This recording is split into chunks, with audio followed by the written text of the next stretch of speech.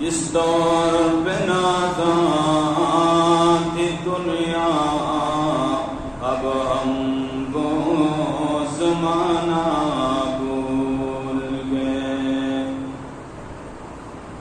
جس دور پہ نازاں تھی دنیا اب ہم کو زمانہ بھول گئے. اوروں کو بتانا یاد رہا خود اپنا فسانہ بھول گئے. چہرہ تو دیکھ لیا ہے آئینے میں پردہ بن دیکھا سینے میں. چہرہ تو دیکھ لیا ہے آئینے میں پردہ بن دیکھا سینے میں. دل ایسا لگایا ہے جینے میں کہ مرنے کو انسان بھول گئے.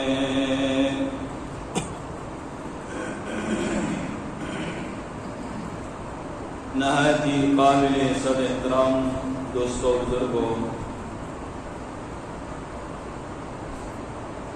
ماہ سفر المظفر کا آج دوسرا جمعہ ہے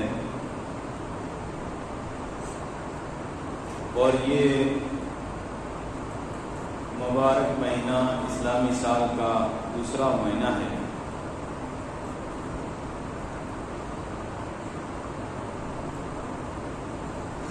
اور اس ماہ کے متعلق زمانہ جاہلیت میں جو غلط تصور تھا اور آج کی واقعاتی دنیا کے انسانوں کے دل و دماغ میں جو کچھ غلط تصورات ہیں اس بارے میں گزشتہ جمعے میں چند باتیں عرض کی.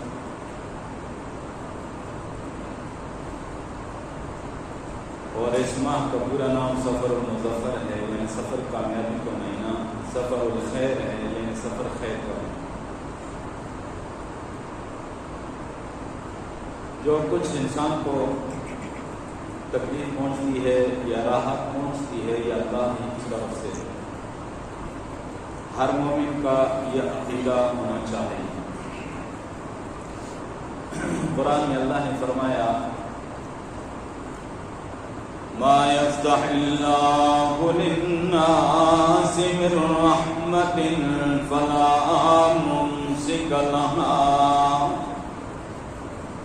وإن يمسك فلا مرسل له من بعده وهو العزيز الحكيم. اللہ جو اپنے بندوں کے لیے رحمتوں کے دروازے کھول دے فلا ممسک لہا، اللہ کی ان رحمتوں کے دروازوں کو کوئی بند نہیں کر سکتا.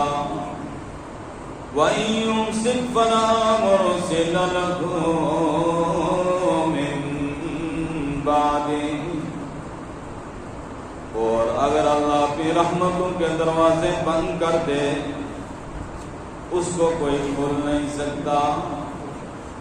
وَهُوَ الْعَزِيزُ الْحَكِيمُ،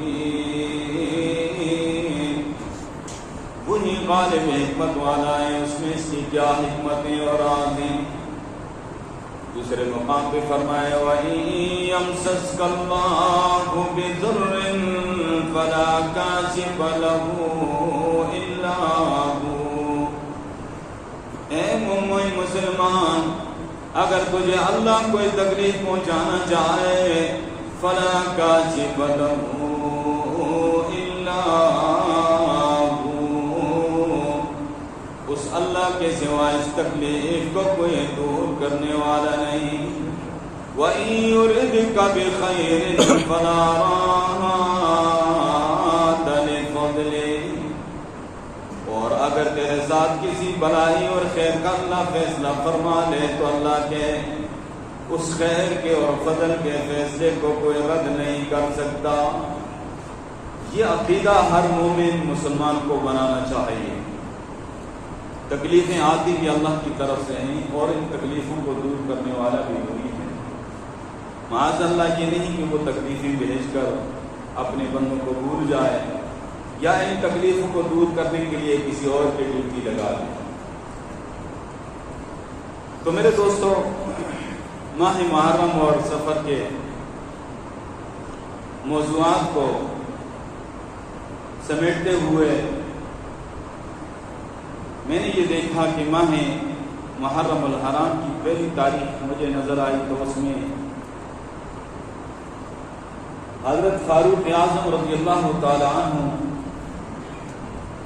جنہیں اللہ سے مانگا پیارے محبوب صلی اللہ علیہ وسلم نے،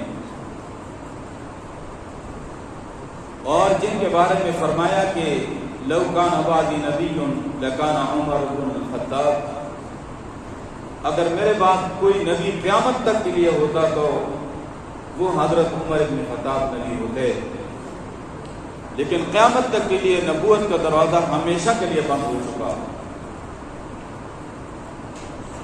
جنہوں نے دنیا کو عدل انصاف سے بھر دیا تھا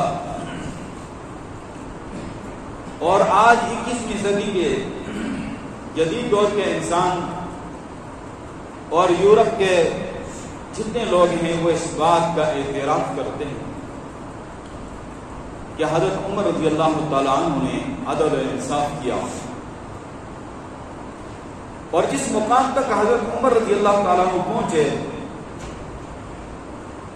آج کی واقعاتی دنیا کے ترقی یافتہ لوگ اس مقام تک پہنچنے کی کوشش کر رہے ہیں، لیکن نہیں پہنچ سکے اور نہیں پہنچ سکیں گے۔ اس کی مثال قیامت تک کوئی نہیں پیش کر سکتا۔ یہی وجہ ہے کہ آج 21ویں صدی میں بھی جدید یورپ میں عمر لا نافذ ہے، برطانیہ میں عمر لا نافذ ہے، ناروے میں اور دیگر ممالک میں عمر لا نافذ ہے، اور جہاں پر حضرت عمر کا قانون نافذ ہے وہاں پر امن ہے۔ بچے کی پیدائش کے ساتھ وظیفہ جو جاری کرنا، یہ حضرت عمر رضی اللہ تعالیٰ عنہ کا بنایا ہوا قانون تھا۔ آج اہل یورپ نے اس کو اپنایا ہوا، اور بہت سارے ایسے معاملات اس دنیا کے قوانین ہیں جو انہوں نے وضع کیے، آج دنیا اسی کو فالو کر رہی ہے۔ دنیا کے پیماش، مردم شماری، فوج کا محکمہ، پولیس کا محکمہ، جیل بنانا، مسافر خانے بنانے اور عدالتوں کا نظام، یہ سارا سلسلہ حضرت عمر رضی اللہ تعالیٰ عنہ کو بنایا ہوا۔ ان کا یوم وفات مجھے 1 محرم کو نظر آیا۔ میں آگے بڑھا 10 محرم پہ تو مجھے شہدائے کربلا کی شہادتوں کے وہ المناک مناظر میرے سامنے آئے۔ مزید میں آگے بڑھا تو 20 تاریخ کو میں نے دیکھا کہ مؤذن مسجد نبوی شریف اور پیارے محبوب صلی اللہ علیہ وسلم کے مؤذن حضرت بلال رضی اللہ تعالیٰ عنہ کا یوم وفات مجھے نظر آیا،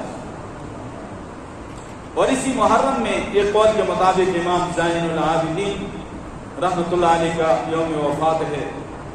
پھر میں آگے بڑھتا ہوا تاریخ دیکھتا رہا تو 29 تاریخ پہ مجھے بر صغیر کی اس عظیم ہستی کا وہ منظر سامنے آیا کہ جس نے شرک اور بدعت سے دین کو بالکل خالص کیا اور بر صغیر میں محنت کی، اور آگے ان کے اولاد اور شاگردوں نے اگر بر صغیر میں محنت نہ کی ہوتی تو رب کعبہ کی قسم آج نہ جانے ہم کس گرجے اور مندر میں ہوتے۔ وہ ہیں شاہ ولی اللہ محدث دہلوی رحمۃ اللہ علیہ، یہ ان کی قربانیاں ہیں۔ آج ہم اپنے آپ کو مسلمان کہلاتے ہیں۔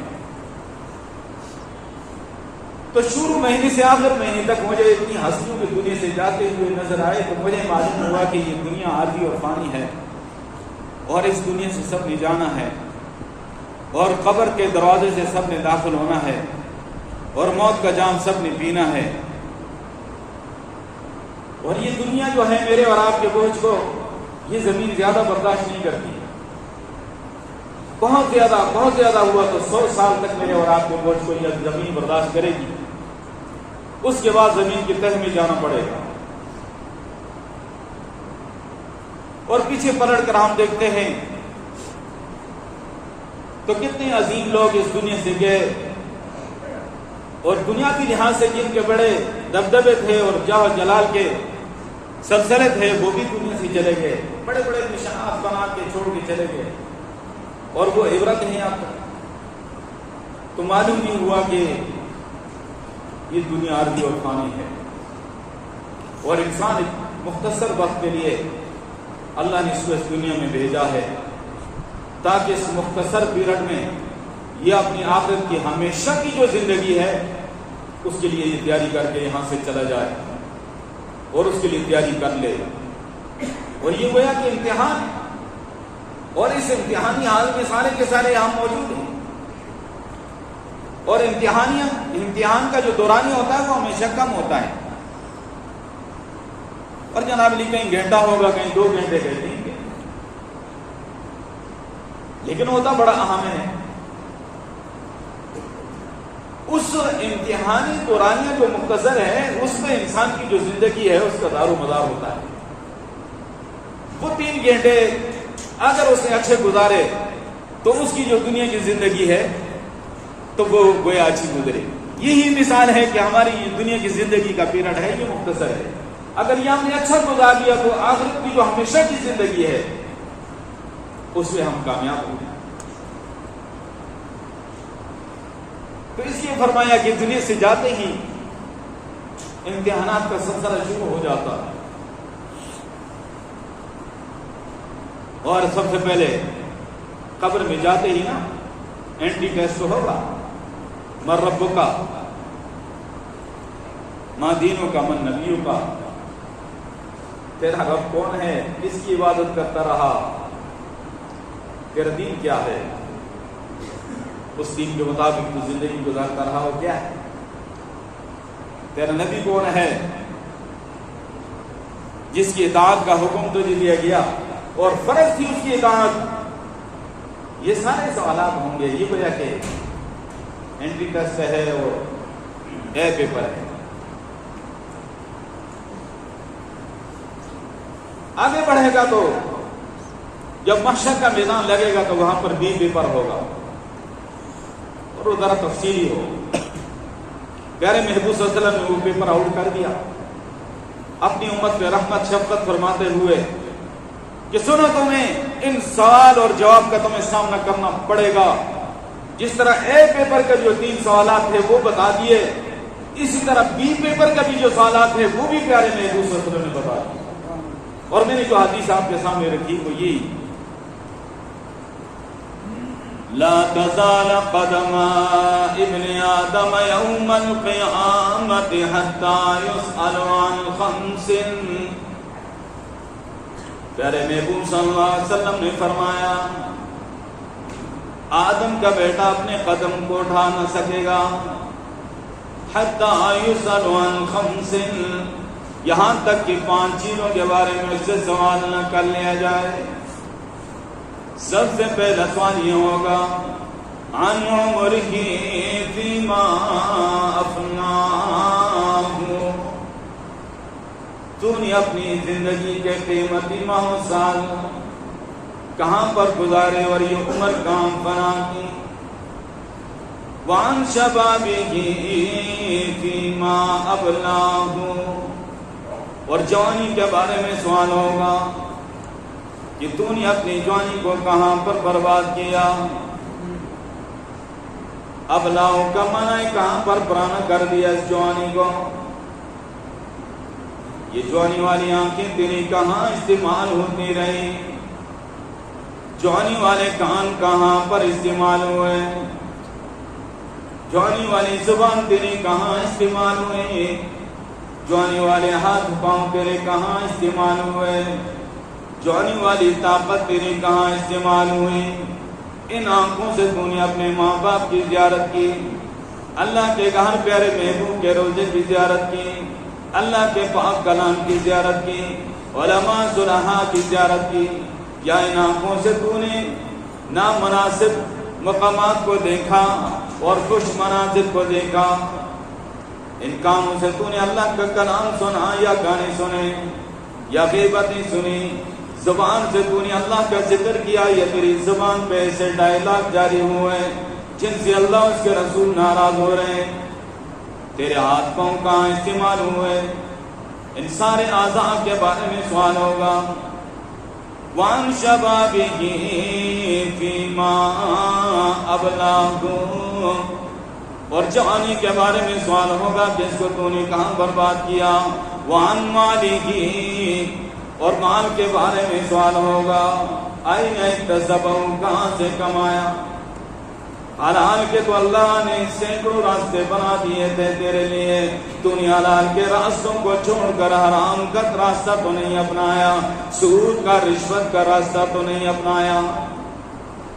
وَفِيمَا أَنفَقَهُ، اور وہ مال تو نے پھر کہاں خرچ کیا؟ خیر کے کام میں، اللہ رسول کی رضا میں، یا پھر شر کے کام میں، ریاکاری اور دکھلاوے اور فضولیات میں؟ وَمَاذَا عَمِلَ فِيمَا عَلِمَ، اور جو کچھ تو جان چکا تھا اس کے بارے میں، اس پہ تو نے کتنا عمل کیا؟ تجھے تو یہ معلوم تھا کہ یہ گناہ ہے اور فلاں جرم ہے، اور سود بھی حرام ہے، رشوت بھی حرام ہے، ملاوٹ بھی حرام ہے، جھوٹ بھی حرام ہے، ماں باپ کی نافرمانی کرنا بھی وبال اور حرام ہے، اپنے رشتے ناطے قطع کرنا بھی وبال اور حرام ہے، غیبت کرنی بھی حرام ہے، گالی دینا بھی حرام ہے، اور کسی کی عزت کو تار تار کرنا بھی حرام ہے۔ سب تجھے معلوم ہو چکا ہے، اس تو نے عمل کہاں تک کیا؟ جب تک 5 چیزوں کا جواب نہ دے دے گا آدم کا بیٹا اپنے قدم نہ اٹھا سکے گا۔ یہ بھی پیپر ہے جو پیارے محبوب صلی اللہ علیہ وسلم نے پہلے ہی اپنی امت کو بتا دیا۔ تو میرے دوستو، یہ زندگی جو ہے یہ اللہ کی امانت ہے، اور دنیا بھی عارضی اور دنیا کی چیزیں بھی عارضی، اور یہ دنیا اتنی قلیل اور اتنی حقیر ہے کہ یہاں پر انسان کی خواہش نہیں پوری ہو سکتی۔ اس دنیا کے کسی بڑے سے بڑے دنیاوی لحاظ سے عہدے والا، منصب والا، شہرتوں والا شخص اس سے بھی پوچھو تیری خواہش پوری ہو گئی ہے؟ نہیں۔ یہ دنیا اتنی حقیر اور قلیل ہے کہ یہاں کسی کی خواہش پوری ہو ہی نہیں سکتی۔ ہر ایک انسان جو ہے کوئی نہ کوئی مسئلہ اس کا لگا ہوا ہے، خوشی کے پھول کے ساتھ غم کا کانٹا بھی جڑا ہوا ہے۔ زمانہ بھی چھان مارا، دنیا بھی دیکھ بالی، زمانہ بھی چھان مارا، دنیا بھی دیکھ بالی، نہ کوئی خوش و خرم دیکھا، نہ کوئی غم سے خالی۔ اصل تو آخرت ہے، وہاں پر ساری چاہتیں اور ساری خواہشیں پوری ہوں گی، اس لیے دنیا کے دھوکے میں نہ پڑنا۔ اللہ اکبر۔ دل نہ ہو غافل یکدم، یہ دنیا چھوڑ جانا ہے، دل نہ ہو غافل یکدم، یہ دنیا چھوڑ جانا ہے، باغیچے چھوڑ کر خالی زمین اندر سمانا ہے، وہ بدن تیرا بھائی جو لیٹے سیج پھولوں پر، وہ بدن تیرا بھائی جو لیٹے سیج پھولوں پر، یہی ہوگا ایک دن اس کو کیڑوں نے کھانا ہے۔ اور انسان اللہ کی بارگاہ میں یہ کہتا ہوا جا رہا ہے، خدا بندہ تیرا بندہ وہ دنیا چھوڑ آیا ہوں. تھوڑی سی ترمیم کے ساتھ. خدا بندہ تیرا بندہ وہ دنیا چھوڑ آیا ہوں. جسم سے روح اور سانسوں کا رشتہ توڑ آیا ہوں. یہ مانا کہ سراپا گناہگار آیا ہوں. زبان حال سے کہتا ہوا جا رہا ہے. بتائے تو ہمیں میت اٹھائی ہوئی ہے نا. یہ مانا کہ سراپا خطاکار آیا ہوں. لیکن یا رب تیری رحمت کا طلبگار آیا ہوں. منہ اوڑے کفن سے شرمسار آیا ہوں. منہ اوڑے کفن سے شرمسار آیا ہوں. لیکن یا رب تیری رحمت کا طلبگار آیا ہوں. پھر آپ چپل اٹھاتے ہیں وہ زبان ہاتھ سے کہتے ہیں. چلنے نہ دیا مجھ کو بار گناہ نے پیادل. چلنے نہ دیا مجھ کو بار گناہ نے پیادل. اس لیے اوروں کے کندھوں پر سوار آیا ہوں. لیکن یا رب تیری رحمت کا طلبگار آیا ہوں. اللہ ہمیں فکر آخرت نصیب فرمائے اور یہ دنیا کی زندگی آخرت کی تیاری کے لیے اللہ نے ہمیں عطا کی ہے اور یہ بہت ہی قیمتی سرمایہ ہے. اور میں آپ کو بتاؤں جو قبروں میں پڑے ہیں آپ یقین جانیں ایک دفعہ سبحان اللہ کہنے کو وہ ترستے ہیں اور 2 رکعت نفل کو ترستے ہیں. خوش نصیب ہیں ایمان کی حالت میں ہم زندہ ہیں. آج ہم ایک دفعہ سبحان اللہ کہتے ہیں تو جنت میں درخت لگ جاتا ہے اور ایسا درخت لگتا ہے کہ عربی نسل کا گھوڑا 100 سال تک دوڑے اس کا سایہ ختم نہ ہو. آج ہم اعمال کر سکتے ہیں, نوافل پڑھ سکتے ہیں, ماں باپ کی خدمت کر سکتے ہیں, عزیزوں رشتہ داروں کی جناب علی دیکھ بھال, مریضوں کی تیمارداری اور یہ سب کچھ ہم کر سکتے ہیں اس لیے کہ زندگی کے سانس باقی ہیں. سانس ہے تو چانس ہے. اللہ ہمیں اپنے فضل و کرم سے فکر آخرت نصیب فرمائے. وآخر دعوانا الحمد